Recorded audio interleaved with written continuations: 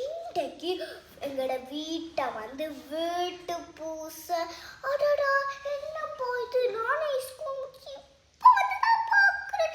இதில் பூவெல்லாம் போட்டு இதில் பூ போட்டு நான் அம்மாட்ட கேட்டேன். அம்மா இது அப்போ அம்மா சொன்னா இன்றைக்கு வந்து வீட்டு பூசை.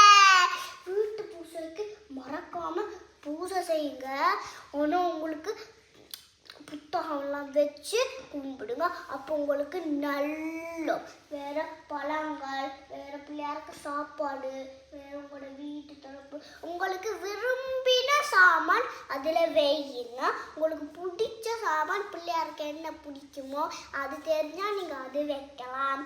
வேற உங்களுக்கு என்ன பிடிக்குதோ அதுவும் நீங்கள் வைக்கலாம். வீட்டு பூசை வந்து வீட்டுக்கு நல்லது.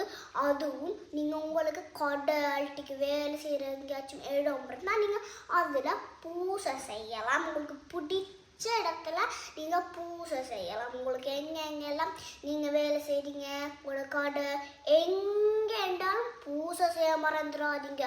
பூசை முக்கியம், பிள்ளையார் முக்கியம். பிள்ளையார் தான் உங்களுக்கு எல்லாம் தர. இப்போ வந்து இன்றைக்கு நாள் வந்து சரஸ்வதி பூஜை.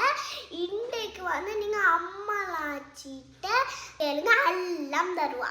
பாய்.